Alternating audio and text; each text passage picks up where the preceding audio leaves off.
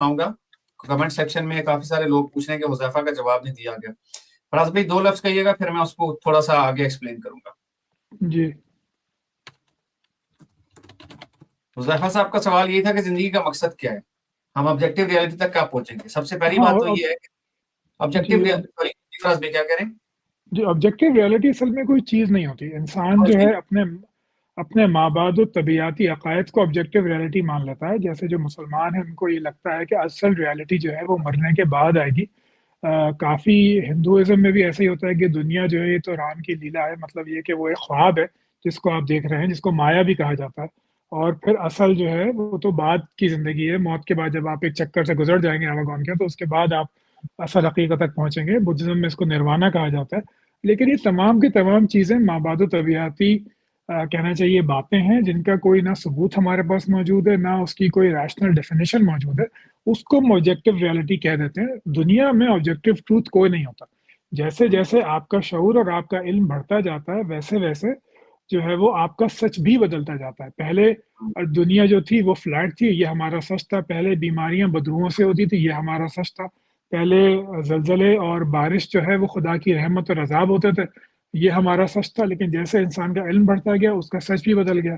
जहां तक इन्होंने बात की कि जिंदगी का मकसद क्या होता है, भाई जिंदगी का मकसद इंसान खुद डिसाइड करता है, और इसके लिए सच सिर्फ वो है जो उसके लिए सच है। अगर कोई गरीब पैदा हुआ है या कोई अमीर पैदा हुआ है तो उसके दोनों के जिंदगी या रियलिटी उनके सामने अलग अलग सच्चाइयां लेकर आएगी। यानी एक अमीर का मसला ये होगा कि उसे बिजनेस क्लास की टिकट के बजाय इकोनॉमी में सफर करना पड़ा है, तो उस पर बड़ी आजमाइश आ गई है। लेकिन किसी गरीब आदमी के लिए इकोनॉमी क्लास में सफर करना एक बहुत बड़ी बात होगी। तो इस वजह से ये आप कहना कि इंसानी, और आखिरी बात जो उन्होंने कह रहे थे वो कि इंसानी दिमाग सर्वाइवल के लिए बना है, देखिए ये बात दुरुस्त नहीं है। सर्वाइवल एक प्राइमरी चीज़ है, यानी मोडस ऑपरेंडी जो है वो सर्वाइवल है। लेकिन जैसे जैसे शऊर बढ़ता गया वैसे वैसे हमारी अंडरस्टैंडिंग बढ़ती गई, वैसे मजीद फंक्शंस भी दिमाग में आते गए। यही दिमाग आपको खुशी और लज्जत भी देता है, यही दिमाग आपको जायके भी देता है। हालांकि कोई जानवर जायका महसूस नहीं करता, जानवर महसूस करते हैं एडिबल और नॉन एडिबल, ये खा सकता हूँ या नहीं खा सकता। लेकिन इंसान जो है उसमें जायके की बहुत सारी हिस्सियात मौजूद हैं, लज्जत के बहुत सारे तरीके मौजूद हैं। ये जो सेक्सुअल एक्ट होता है इंसानों का, वो सिर्फ हमारे लिए लजीज होता है, उसमें हमें लज्जत महसूस होती है, मीनिंग महसूस होती है। लेकिन बाकी जानवरों के लिए वो सिर्फ अफजाइश नस्ल का तरीका है, साल में एक दफ़ा उनको उसकी शहवत होती है। हम जो है हम तो मतलब क्या मैं कहूँ अब, तो जो है वो हमारे जो दिमाग है वो सर्वाइवल के लिए तो है, लेकिन वो प्राइमरी है। जैसे जैसे वो कॉम्प्लेक्स होता गया वैसे उसमें बहुत सारे शेड्स पैदा हो गए। तो अगर आप इंसानी दिमाग को इस तरह सोचेंगे तो फिर आप जो है वो मेरी बात शायद बेहतर समझ पाए। अगर आप उसको यही समझेंगे कि ये तो किसी चूहे बिल्ली कुत्ते की तरह सिर्फ सर्वाइवल के लिए है, तो फिर आप कंफ्यूजन का शिकार रहेंगे। जी अंजम भाई, आप कुछ ऐड करेंगे? बिल्कुल ऐसा ही है। असल में देखें ये लोग ना अक्सर एथियस्ट हज़रात को, स्केप्टिक्स को नाइलिज्म की तरफ लेके चले जाते हैं। ठीक जी है, ये जिंदगी का तो मकसद ही है, फिर तो अपने आप को मार लेना चाहिए। लेकिन आपको ये बात नहीं पता कि एक जानवर जो होता है ना वो भी उसके इंटेस्टाइन जब लटक रहे होते हैं ना, जब एक उस पे क्या कहते हैं उसको, प्रेडेटर उस पे हमला करता है, तो फिर भी वो अपने जान बचाने की जरूर कोशिश करता है, आखिरी हद तक कोशिश करता है। तो जिंदगी का मकसद अगर आपने ये बना लिया कि आखिरत की जिंदगी है, और अभी कमेंट सेक्शन में ये सवाल पूछ रहे थे सब, अगर को खुदा निकल आया, कौन सा खुदा निकल आया भाई?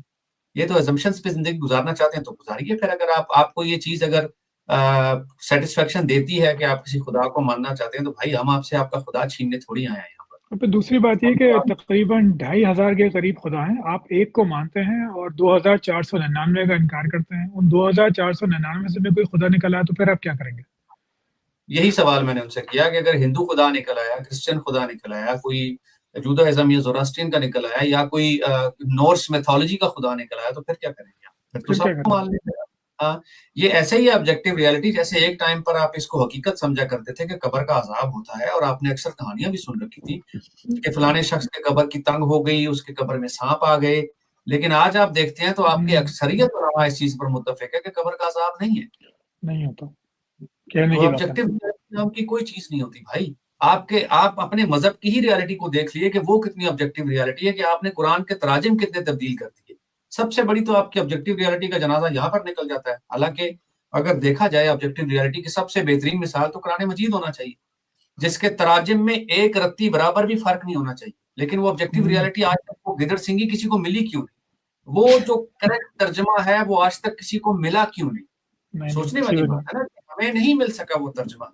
आप, हाँ, क्रिस्टोफर हिचन्स एक बड़ी अच्छी मिसाल देते थे कि अगर 65 लोगों को आप एक कमरे में बिठा देना और उनसे आप 65 क्वेश्चंस करें तो वो एक सवाल करें तो वो 65 डिफरेंट आंसर देंगे। तो यही वही बात है भाई ऑब्जेक्टिव रियलिटी, कि दो मजहबी लोग, कोई भी मजहब हो, आप दोनों को बिठा लें, उनसे एक सवाल करें, वो दोनों एक चीज पर मुत्तफिक नहीं हो सकते। आप कौन सी ऑब्जेक्टिव रियलिटी की बात करें भाई आप? बिल्कुल। और एक और चीज जो रह गई थी, इसमें बहुत सारे लोग आपको बताएंगे जी ये ए प्रायोरी नॉलेज है, ये बिल्ट इन है, जैसे मैथमेटिक्स यूनिवर्स की लैंग्वेज है। ये सब बकवास बातें, ठीक है? मैथमेटिक्स यूनिवर्स की लैंग्वेज नहीं है, ये सारी प्लेटो की फिलोसफी थी, ये सारी लाइब्रेरीज की फिलोसफी थी। ये लोग कहा करते थे कि जो मैथमेटिक्स है वो बियॉन्ड यूनिवर्स एग्जिस्ट करती है। जी नहीं, मैथमेटिक्स लोगों ने अपनी सहूलत के लिए बनाई थी। जब लोग अपनी जमीनें नापते थे, जब लोग तिजारत करते थे, तो उनको कोई नंबर चाहिए थे, ठीक है? जैसे बार्टर ट्रेड से आप करेंसी की तरफ आए ना, इसीलिए जब लोगों ने जमीनें खरीदी तो जमीनों की पैमाइश भी की जाती थी। इसी तरह ग्रीक दौर में जब लोगों ने फासले नापने थे, जब यूनिवर्स के बारे में जानना था, जब गैलेक्सीज के बारे में जानना था, तो उन्होंने ये सारी चीजें इजाद करनी पड़ी उनको, क्योंकि जरूरत थी इस चीज की। और मैथमेटिक्स जो है वो उस वक्त तक यूनिवर्सल लैंग्वेज समझी जाती थी जब तक कर्ट गोडेल नहीं आए थे। और जब 20th सेंचुरी में कर्ट गोडेल आए तो उन्होंने मैथमेटिक्स पे भी सवाल उठाना शुरू कर दिया। और मैं फराज भाई का शुक्रिया अदा करता हूँ और सैयद भाई का, क्योंकि ये दोनों वो शख्सियात हैं जिन्होंने मुझे ये कर्ट गोडेल के थ्योरम्स ऑफ इनकम्प्लीटनेस समझाए थे। क्योंकि मैंने तो मैथमेटिक्स नहीं पढ़ रखी और मुझे नहीं पता था, इसके लिए फराज भाई और thank you so much Syed भाई। और जब मैंने इसको थोड़ा सा, क्योंकि मैं फलसफे का अदना सा तालिब इल्म हूँ, जब मैंने इसको पढ़ा तो मुझे पता चला कि यार ये तो मतलब ये ए प्रायोरी नॉलेज इसको समझते थे।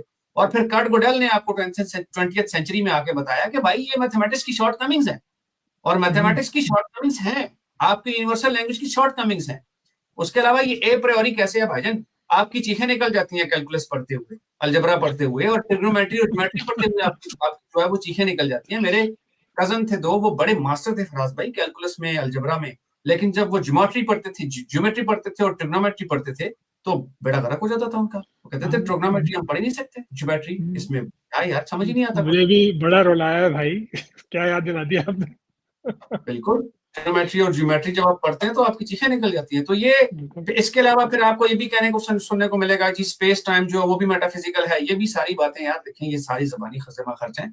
आज आप स्पेस की कैलकुलेशन जो है, इस पे नोबेल प्राइज मिले हुए लोगों को जिन्होंने मैथमेटिक्स ज्योमेट्री को इस्तेमाल करके स्पेस टाइम की कैलकुलेशन की है, ठीक है? आई थिंक 1970 या लगभग कुछ ऐसा ही है। तो उनको नोबेल प्राइजेस भी मिले हैं। तो ये सारी जबानी जमा खर्च हैं, इनसे कुछ साबित नहीं होता भाई, इनसे कुछ साबित नहीं होता। आप लोगों से हमारी गुजारिश यही होती है भाई, इन चीजों से निकल आए।